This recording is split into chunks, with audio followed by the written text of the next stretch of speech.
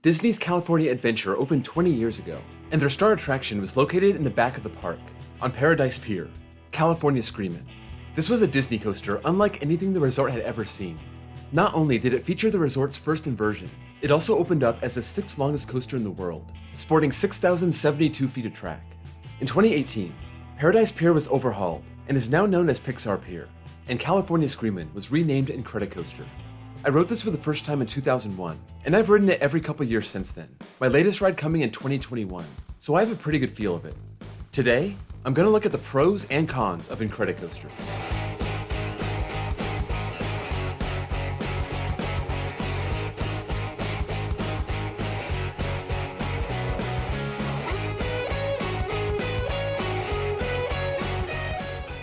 I'll come out and say it up front. I've always loved this coaster. It was in my top 50 as recently as 2017, so there's going to be a lot more pros than cons. Let's start with the first pro, and that's the long ride. Like I said before, 6,072 feet with its long double out and back layout, and from first launch to final brakes, you're looking at 107 seconds of ride time. That's 1 minute and 47 seconds, which is pretty astounding. It's comparable to the Voyage at Holiday World. That has nearly 400 feet of track more than Incredicoaster, but Incredicoaster has 7 extra seconds of ride time. So if you've ridden Voyage but not Incredicoaster, you can imagine how long this ride is. Disney and Universal coasters seem to be on the longer side, making your time in those big lines worthwhile. The second pro is that loop. Mainly, how well placed it is. I like how it's not the first thing that you dive into. It's obviously the standout element of the ride, and it's framed perfectly so everyone can see it with that great backdrop. It used to be the Mickey outline, and then the Paradise Pier sign with the sun, and now it's the Pixar Pier sign. This isn't the first coaster where the loop is the main feature. Revolution at Magic Mountain opened with the first modern vertical loop, and that doesn't happen until the second half of the ride. Son of Beast became the first looping wooden coaster, and again, it's in the middle of the ride. Incredicoaster goes all the way out, and back, and on its way out the second time, it finally goes into the loop, which provides great build up to the big moment, and it looks great from the outside. The first con is that loop. Yeah, I just praised it for its location on the ride, and how it looks from the outside, but the con is how the loop feels while you're flying through it. Incredicoaster is a pretty smooth ride in general. I wouldn't say it's a big pro or anything, but there's nothing to whine about. That is, until you hit that loop, and it feels like that track turns into jagged rocks, and the train's wheels suddenly turn square. For the signature moment of the ride, you'd think there'd be a little more focus by the park to make this a better experience.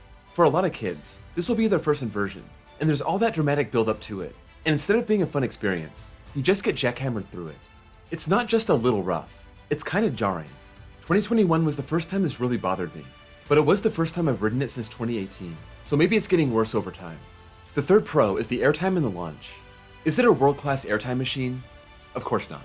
Before a Disney coaster, there are a few times throughout the ride where you're out of your seat, the best one definitely being the first big hill after the launch, where the airtime coming down can be pretty sustained. It all depends where you're sitting on the train. The big drop off the LAM lift hill is also pretty good in the back, and the run of bunny hills near the end also gives some good pops of air.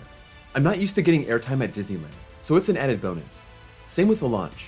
It's really not much, but the fact that this exists at a Disney park is pretty awesome. It's also framed perfectly, with water shooting from the sides, with areas from the back and the side where you can just sit and watch it. And the fact that this exists as the only launch coaster at the Disneyland Resort is also pretty cool. Basically, this pro is praising Disney for putting thrilling coaster elements on one of their coasters. It's a low bar.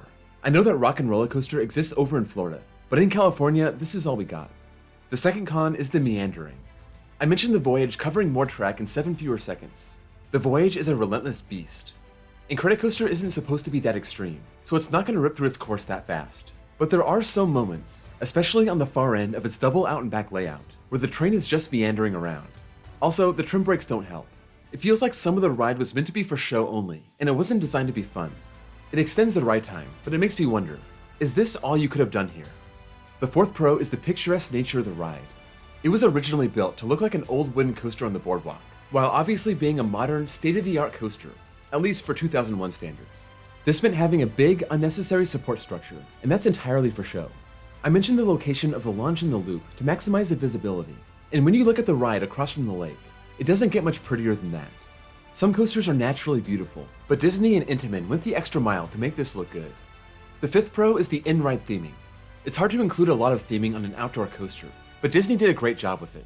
The ride was originally built with scream tunnels on one side, and those keep the noise confined to the park, and the park repurposed those to put Incredibles theming inside there. And it's not just random theming either. The whole ride tells a story. The baby, Jack, has escaped, and the family is trying to catch him throughout the ride. Listen to the on-ride sound. You'll hear how the story plays out, starting with Dash counting down the launch. 5, 4, 3, 2, 1, go! The lasers coming from Jack's eyes in the first tunnel, Elastigirl and Mr. Incredible in the second tunnel, and at the end, you see Edna and a supersized Jack off to the side, and then you head back into the station. On the Bunny Hill section, Jack multiplies himself, and there's a bunch of Jacks on all sides of the train. This is easy to miss, but it's part of the storyline. Considering the ride wasn't built around this theme, they did a pretty good job retrofitting the coaster. It was the best they could do, in my opinion. The third and final con is the clunky trains and the over-the-shoulder restraints. The hard plastic look of the trains are kinda out of date. I'm not sure how in style they were, even in 2001, but when the ride was overhauled in 2018, you'd think maybe Disney could have sprung for some more comfortable, modern-looking trains. But they didn't. They just put the Incredibles logo on it and called it a day. I guess it's not a huge deal, so they decided to save some money. The restraints are a different story. I know why they put horse collars on there. The Disney crowd sees a loop. They want something over their shoulders. It's totally unnecessary, and I wonder if they would still do it if they built that ride today rather than 2001. This has been a point of contention with this ride for as long as I can remember, but Disney's gonna do what's best for their bottom line. They're not gonna cater to spoiled enthusiasts. The 6 Pro is this coaster's massive appeal. It's hard to build a coaster that can be fun for 8-year-olds, 80-year-olds, and hardcore coaster enthusiasts. Incredicoaster achieves that.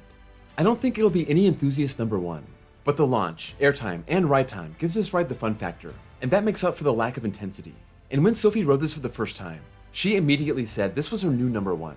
I know she says this a lot, but still, she loved it. So it's a coaster that we can both ride and genuinely enjoy. It would be better off with a height requirement under 48 inches, so that's really too bad. Again, maybe with better trains, they could readjust that down to 42 inches, like we've seen with other looping coasters. The 7th and final pro is the operations. This has the best operations I've ever seen, and it has a lot of competition at its own resort. Space Mountain, Big Thunder Mountain, those are phenomenal. I just went to Universal Orlando, and they churn those trains out like crazy, and that's really important to handle the big crowds. But my last trip to California Adventure really took the cake in terms of operations. That line was really long, but it only took about 10 minutes, and I think I only stopped walking once the entire time. They advertise 36-second dispatches, and they stick to it. And with the dual station, it makes the capacity that much better. I wish that other chains would focus more on capacity. Even if they don't get the crowds like Disney, you'd think that getting people out of the line and back onto the midway, where they can buy food, merch, or play games, that would be good for the guest and the park. But anyway, good for Disney. It's noticed and appreciated. So in the end, where does Incredicoaster rank on my current list of 461 coasters? I have it slotted at number 107. Pretty solid, in the top 25% of my credits, sandwiched between the Raven at Holiday World and Prowler at Worlds of Fun, and my 18th favorite coaster from Intamin, right there between Skyrush at Hershey Park and Harry Potter and the Escape from Gringotts at Universal Florida. Let me know if you've ridden Incredicoaster in the comments below and what you think of it. I think there's a wide variety of opinions on this coaster, so I'd be curious to see where you all agree or disagree with my points here. If you enjoyed this video, be sure to drop a like. That's the best way to show your support for the channel. And if you're new here and love coasters, be sure to sub and check out my other reviews on my coaster review playlist. That link is down below, along with my Discord server, where you can chat with other fans of the channel, as well as my second channel, where I post copyright-free off-ride footage. Thank you all for watching, and I'll see you all next time.